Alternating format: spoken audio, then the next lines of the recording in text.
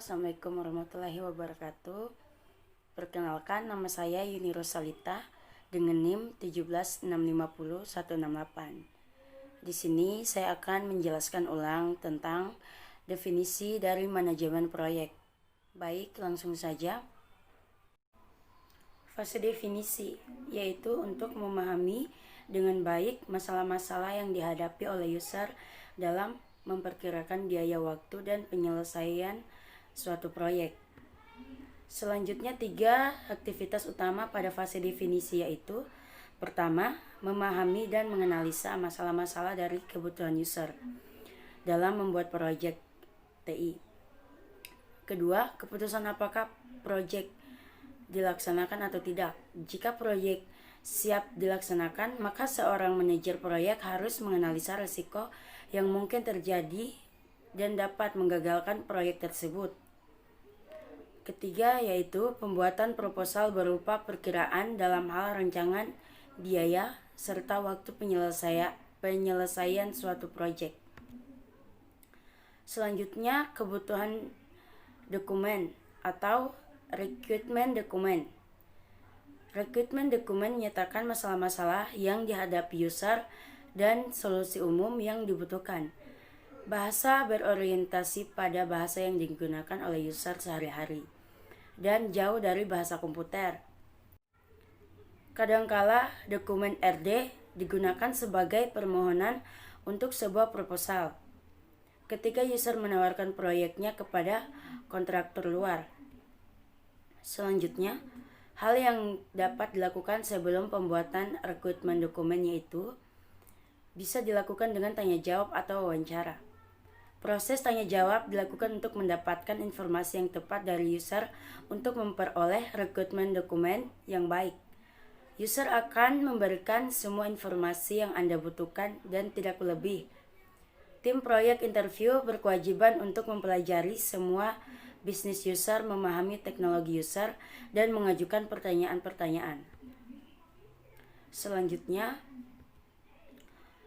masukan-masukan yang diterima diikuti dengan pernyataan-pernyataan sebagai berikut. Pertama, informasi apa saja yang dibutuhkan untuk menghasilkan masing-masing barang. Kedua, informasi yang tersedia kapan dan di mana. Ketiga, informasi-informasi baru apa saja yang harus dikumpulkan.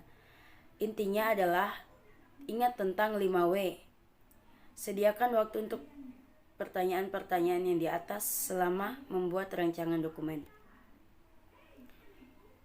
Lanjut, hal-hal yang terdapat dalam rancangan dokumen yaitu: pertama, pendahuluan, identifikasi perusahaan user dan juga penjualan di mana requirement dokumen tersebut ditujukan.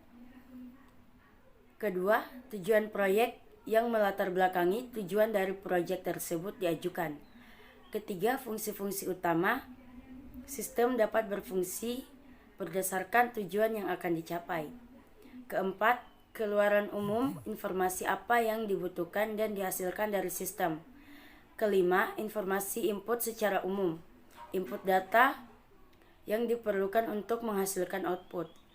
Keenam, kinerja atau performance, kinerja yang berupa transaksi, banyak data, serta laporan dan lain-lain, berdasarkan waktu dan proses yang maksimal. Ketujuh, perkembangan, kemajuan bisnis yang akan mempengaruhi perkembangan sistem. 8. Pengoperasian dan lingkungan penempatan sistem dan user yang sesuai. 9. Kompatibilitas dan antarmuka pengguna alat atau komponen yang dibutuhkan. 10. Reliabilitas dan ketersediaan. 11. Antarmuka dengan pemakai atau interface. Dan berikutnya, pengaruh organisasi. Baik, selanjutnya hal-hal yang terdapat dalam rancangan dokumen yaitu pemeliharaan dan dukungan, dokumentasi dan pelatihan, keuntungan hanya request for a proposal, serta persyaratan dan kondisi. Tanggung jawab user. Meskipun user tidak menulis requirement dokumen, dia bertanggung jawab untuk menyediakan pewawancara tim proyek yang harus dipercaya, dan informasi tepat pada waktunya. User juga harus dapat mengajukan orang yang mengetahui tentang semua sistem yang ada dan siapa saja yang dibutuhkan untuk sistem baru. Berikutnya, keputusan pelaksanaan atau tidak melaksanakan proyek. Setelah kebutuhan-kebutuhan ditetapkan, langkah berikutnya adalah memutuskan apakah proyek bernilai untuk dikerjakan atau tidak. Selanjutnya, untuk membantu membuat keputusan itu, suatu studi kelayakan dilakukan untuk menjawab pertanyaan, dapatkah sistem ini dibangun dengan teknik?